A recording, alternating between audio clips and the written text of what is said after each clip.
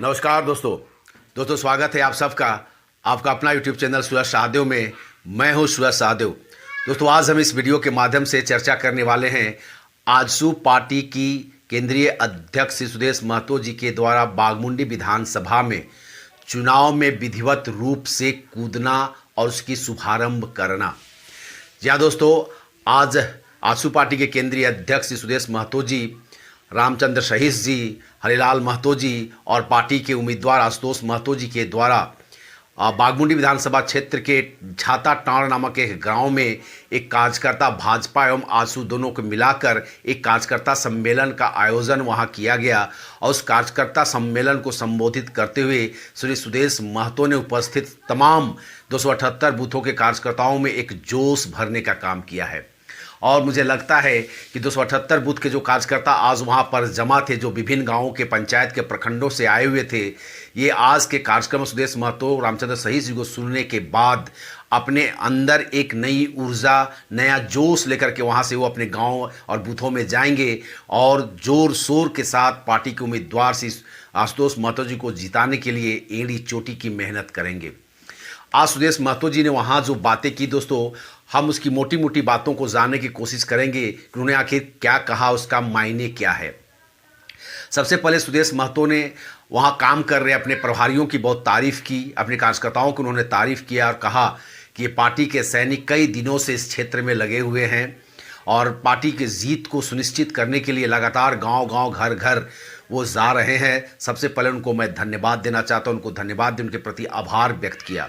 उसके बाद उन्होंने स्वीकार किया कि बाघमुंडी विधानसभा क्षेत्र जो है, यहाँ राजा चुनाव लड़ रहा है। राजा कहने का मतलब है दोस्तों कि खानदानी जो चुनाव, जिनके बाबूजी पहले एमपी हुआ करते थे, अब उनके बेटे विधायक हैं और वो 4 बार से वहाँ के विधायक हैं। इनके बाद उनका बेटा आएगा, यानी कि वंशवाद की उन्होंने साफ साफ आरोप लगाया है नेपाल महतो पर। नेपाल महतो के पिताजी भी पुरुलिया के एमपी हुआ करते थे और बाद में नेपाल महतो वहाँ के विधायक बाघमुंडी से, पहले झालदा था, झालदा के बाद वो बाघमुंडी में परिवर्तन हो गया नाम उसका, तो वहाँ से वो विधायक रहे हैं, 4 बार से विधायक रहे हैं और फिर से वो 5वीं बार कोलकाता विधानसभा पहुँचने के लिए लोगों से निवेदन कर रहे हैं, उनसे वोट मांग रहे हैं। लेकिन उन्होंने कहा कि जब नेपाल महतो आपके बीच वोट मांगने के लिए आए तो आप उनसे पूछिए कि उन्होंने आपके लिए क्या किया है। उन्होंने साफ साफ उन पर आरोप लगाया है कि इन लोगों ने 70 सालों तक यहाँ शासन किया है। कांग्रेस, वाम मोर्चा और टीएमसी, ये तीनों दल मिल करके बारी बारी से पूरे बंगाल में 70 सालों से शासन किया है, लेकिन आज तक बाघमुंडी विधानसभा क्षेत्र के लोगों को मूलभूत सुविधाओं से मयस्सर होना पड़ा है। उनको मूलभूत सुविधाएं नहीं मिल रही है, ना वहाँ पर अच्छी सड़कें हैं, ना वहाँ पर स्कूल है, ना वहाँ पर कॉलेज अच्छे हैं, ना वहाँ पर पानी पेयजल की जो सुविधा है वो मिल रहा है। वहाँ पर कोई किसी भी प्रकार के जो एक जीवन जीने के लिए एक आम आदमी को जो मूलभूत सुविधा चाहिए, वो कोई भी सुविधा उन लोगों को नहीं दी जा रही है। उन्होंने दीदी पर आरोप लगाते हुए कहा, ममता दीदी पर आरोप लगाते हुए कहा कि ममता दीदी शायद पुरुलिया के लोगों को बागाल समझ लिए हैं। बागाल का मतलब होता है दोस्तों, बंगला भाषा में नौकर को बागाल कहा जाता है। यानी कि जब बंगाल के लोग अपने घरों में काम करने के लिए, गाय चराने के लिए, खेतों में काम करने के लिए जब नौकर रखते हैं तो उसको बागाल कहा जाता है। और बंगाल में एक नियम है कि उस बागाल को 3 टाइम का खाना और उसके काम करने के एवज में उसको एक मुश्त चावल या धान दिया जाता था। हालांकि अब पैसे देने की भी वहाँ शुरुआत हो गई है। तो उन्होंने साफ कहा कि जब दीदी कल परसों पुरुलिया और झालदा आई थी तो दीदी वहाँ के लोगों से आह्वान कर रही थी कि भूलना मत, हम आप लोगों को चाल देते हैं, चावल देते हैं, दाल देते हैं, अनाज देते हैं और वोट आप किसी और को मत देना।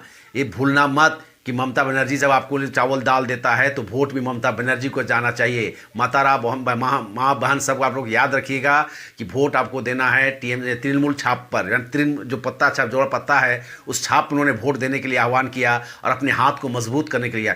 इसी बात को लेकर के सुदेश महतो जी ने उस पर कटाक्ष किया है कि क्या ममता बनर्जी बंगाल के लोगों को, पुरुलिया के लोगों को बागाल या नौकर समझ लिया है कि हमें चावल धान देती है तो हम वोट उसी को देंगे? क्या हमने बंगाल का पूरा ठेका जो है ममता बनर्जी को दे दिया है? तो लोग भीड़ से आवाज़ आई कि अब नहीं, आर नॉय अन्याय। इस आवाज़ आती है वहाँ पर कि अब नहीं, अब दीदी नहीं, अब फूल पद्म फूल, अब केला छाप, इस दोनों छाप की वहाँ पर आवाज़ आती है। और इस आवाज़ को सुनकर के सुदेश महतो जी और उत्साहित हो जाते हैं और उन्होंने कहा कि सुदेश महतो अब बंगाल की राजनीति की भी परिभाषा को बदलेंगे। उन्होंने कहा कि अगर आप लोग अगर आजसू पार्टी के इतिहास को देखें तो आजसू पार्टी कभी भी राजा महाराजा या बड़े लोगों को लेकर राजनीति नहीं करती है। आजसू पार्टी आम लोगों को चुन करके, जो गरीब होता है, जो आम लोगों जो जिसके पास हर सुविधाओं का अभाव होता है, वैसे लोगों को आजसू पार्टी उठाती है और उन्हें अपने पार्टी के कार्यकर्ता बनाती है और चुनाव लड़ाती है। और उसका जीता जाता सबूत उन्होंने रामचंद्र सहीस को दिया। उन्होंने कहा कि रामचंद्र सहीस जी हमारे पार्टी के केंद्रीय महासचिव हैं। इन्होंने पहले झारखंड सरकार में, जब सरकार बासु में शामिल थी, तो वहाँ इनको मंत्री बनाया गया था। और ये गरीब घर से आते हैं, आम परिवार से आते हैं, और आम परिवार का व्यक्ति कभी मंत्री या कभी चुनाव जीतना या लड़ने की सोच नहीं सकता है। लेकिन आजसू पार्टी ऐसे कारनामों को झारखंड में सच्चाई पर, धरातल पर उतार रही है और लोगों की, आम लोगों की, जो आम गरीब लोगों की जो चुनाव लड़ने की या मंत्री बनने का जो सपना है उसे पूरा कर रही है। और अब ये काम बंगाल में भी होगा। अब बंगाल के भी आम लोग चुनाव लड़ेंगे, आम कार्यकर्ता यहाँ पे मंत्री बनेंगे और आगे बढ़ेंगे, और इसकी जिम्मेदारी सुदेश महतो लेता है। उन्होंने कहा कि आज हम यहाँ पर शुरुआत करके जा रहे हैं और आज के बाद मैं आपके साथ पंचायत, प्रखंड, गांव, घर घर जा करके मैं लोगों से मिलूंगा। मैं राजनीति यहाँ करने नहीं आया हूँ। हम लोग आपसी बात करेंगे, हम लोग आपस में एक दूसरे को समझने की कोशिश करेंगे आखिर क्या कारण है कि बंगाल का अभी तक विकास नहीं हो पाया है। हम एक दूसरे से अपनी दुख शेयर करेंगे और उसके बाद चुनाव हारे या जीते बेहतर है, और अगर हार भी गए तब भी आजसू पार्टी 2 मई के बाद यहाँ लोगों की समस्याओं को, जो अभी इन दिनों में जो हम गांव या घर घर जाएंगे, लोगों से मिलेंगे, उनकी समस्याओं को हम नोट डाउन करेंगे, उतारेंगे। उसके बाद 2 मई के बाद उन समस्याओं का समाधान लेकर के हम गांव जाएंगे।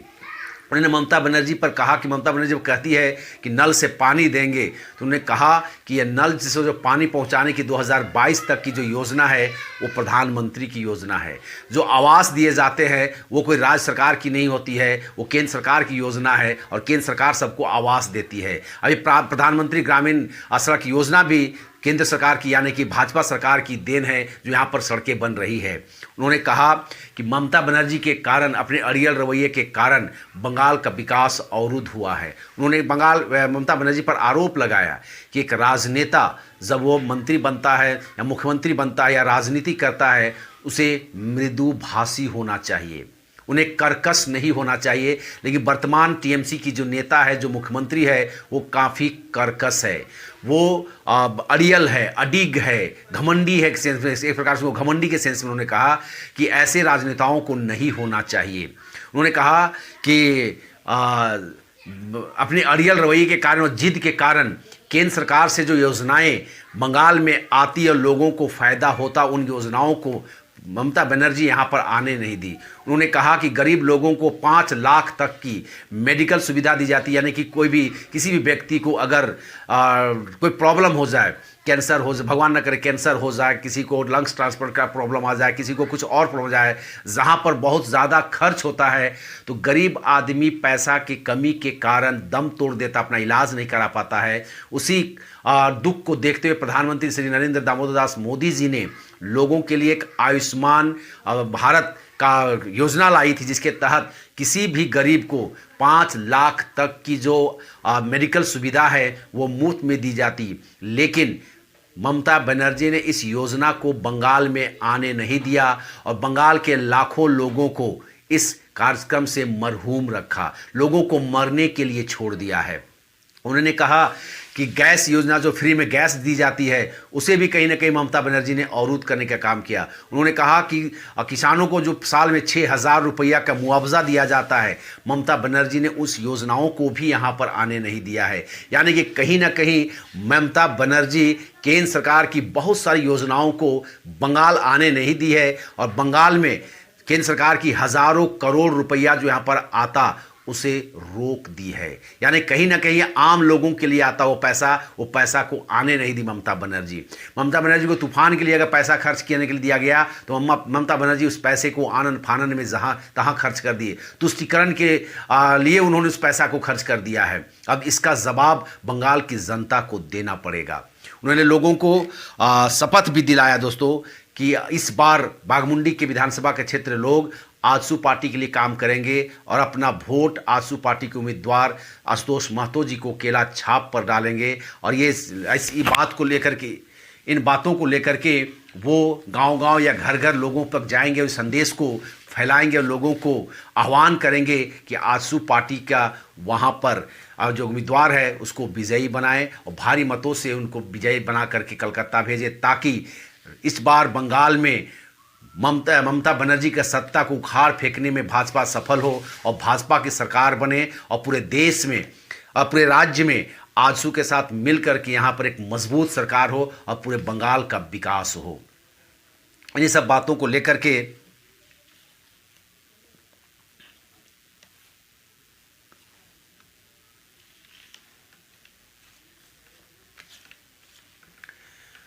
उन्होंने लोगों से आह्वान भी किया कि आजसू पार्टी कोई चुनाव लड़ने के लिए यहाँ पर नहीं बल्कि सेवा का एक मौका मांगने के लिए आई है। हम जो चुनाव यहाँ पर लड़ रहे हैं और आशुतोष महतो जो एक आम परिवार गरीब घर का लड़का है उसे आपके बीच में हम लाए हैं उम्मीदवार बनाकर, ताकि इसके सहारे हम बाघमुंडी के जनता की सेवा कर सकें। इस सेवा का एक मौका हम चाहने के लिए मांगने के लिए आप सबके बीच आए हैं। उन्होंने आह्वान किया लोगों को कि एक मौका आजसू पार्टी को दो और देखें कि विकास क्या होता है। आजसू पार्टी और दूसरे पार्टी में अंतर आपको खुद ब खुद समझ में आ जाएगा। उन्होंने ममता बनर्जी की जो हमला ऊपर जो पैर उसका जो फ्रैक्चर हो गया है उस पर भी उन्हें कटाक्ष करते हुए व्यंग करते हुए कहा कि ममता बनर्जी नाटक कर रही है। वो व्हील चेयर में आकर बैठ करके आज लोगों को संबोधित कर रही है और सहानुभूति पाने की कोशिश कर रही है। अगर कोई लोग अभी भी उनके सामने कोई अगर भारत माता की जय या जय श्री राम कह दे तो ममता बनर्जी उसी पैर से दौड़ करके लोगों को मारने के लिए जाएंगी। यानी कि उनका साफ कहना था कि ममता बनर्जी कोई लंगड़ी उंगड़ी नहीं हुई है, कोई उनका पैर टूटा नहीं है, सिर्फ और सिर्फ वो अपने हार को सामने देखते हुए एक नाटक रच रही है, एक पाखंडी कर रही है, ताकि बंगाल के लोगों का जो सहानुभूति है वो ममता बनर्जी के प्रति बन जाए और उन्हें अपना वोट, अपना मतदान उनके पक्ष में डाले और वो जीत जाए और चुनाव में फिर से एक बार बंगाल के वो मुख्यमंत्री बन सके।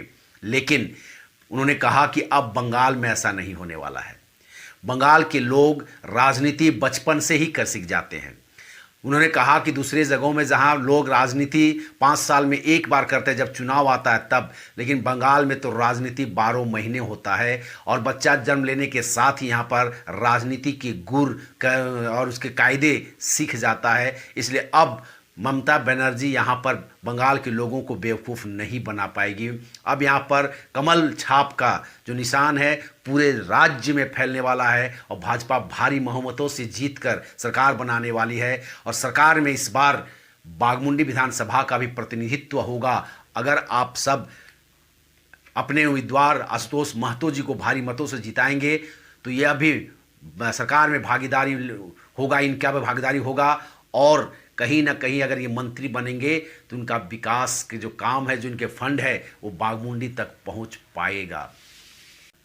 तो दोस्तों यही था आजसू पार्टी का कार्यकर्ता सम्मेलन जो बाघमुंडी विधानसभा के छाताटांड़ नामक एक जगह पर हुआ था, उसके बारे में कुछ विश्लेषण और कुछ जानकारी आपके साथ मुझे शेयर करना लगा कि शेयर करना चाहिए, तो मैंने इसे शेयर कर दिया। अगर ये वीडियो आपको अच्छा लगा हो दोस्तों तो ज़रूर इसे लाइक करेंगे और अपने दोस्तों के साथ शेयर करेंगे। और अगर आपको इस तरह का वीडियो मैं डालता रहूँ और आपको पसंद आता है तो आप इस वीडियो को ज़रूर चैनल को ज़रूर सब्सक्राइब कर देंगे, ताकि आप लोगों का प्यार और अपनापन इस तरह से मुझे हमेशा मिलता रहेगा दोस्तों। तब तक के लिए दोस्तों नमस्कार, जय हिंद।